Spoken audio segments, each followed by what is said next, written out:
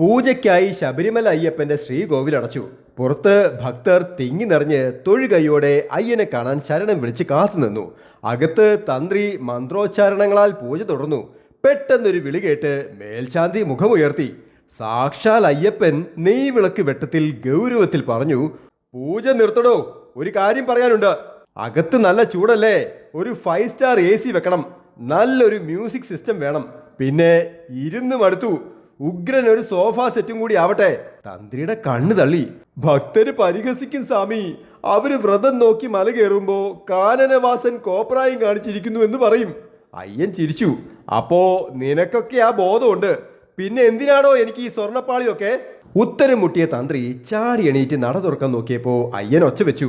തന്ത്രി പോകരുത്, ഇത്രയും നാള് താൻ ചൊല്ലണ മന്ത്രങ്ങളൊക്കെ കേട്ട് ഒരക്ഷരം മിണ്ടാതെ ഞാനിരുന്നില്ലേ, ഇനി താൻ അവിടെ ഇരുന്ന് കേക്ക്.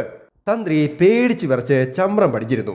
ഈ കണ്ട ആളുകളൊക്കെ കഷ്ടപ്പെട്ട് ഈ മല കയറി വരുന്നത് നിങ്ങൾ വിൽക്കണ കല്ല് പോലുള്ള ഉണ്ണിയപ്പൻ തിന്നാനാണെന്നാണോ വിചാരം? തന്ത്രി സംശയത്തോട് നോക്കി. അപ്പോ അല്ലേ, എന്നെ കാണാനാടോ? എന്റെ ബ്രാൻഡ് വാലി കൂട്ടി എന്നെ വിറ്റ് കാശാക്കണ പരിപാടി നിർത്തിയില്ലേ, ഞാൻ എന്റെ പാട്ടിന് പോകും കേട്ടോ. അത് പിന്നെ എല്ലാം നടത്തിക്കൊണ്ടു പോകാൻ വലിയ ചിലവല്ലേ ഭഗവാനെ? അത് കേട്ടതും അയ്യൻ ദേഷ്യം കൊണ്ട് വിറച്ചു. സ്വന്തമായി പോസ്റ്റൽ കോഡുള്ള ആളാ ഞാൻ, വിളച്ചിലെടുക്കരുത്. ഞാൻ ഇവിടെ വന്നിരുന്നത് ആരോടും ചോദിച്ചിട്ടല്ല, ഇറങ്ങിപ്പോകാനും ആരോടും ചോദിക്കണ്ട കേട്ടോ. തന്ത്രി നിന്ന് വിയർത്തു. നട തുറക്കാൻ നേരമായി, ഒന്ന് പുഞ്ചിരിച്ച് സന്തോഷിച്ചിരിക്കൂ ഭഗവാനെ. അങ്ങനെ നട തുറന്നു. ദിവ്യ തേജസ്സോടെ വിളങ്ങുന്ന അയ്യനെ കാണാൻ ഭക്തർ ആവേശത്തോടെ തിക്കും തിരക്കും കൂട്ടി. ചിലർ പൊട്ടിക്കരഞ്ഞു, ചിലർ തൊണ്ട പൊട്ടി ശരണം വിളിച്ചു. അയ്യൻ പിറുപിറുത്തു.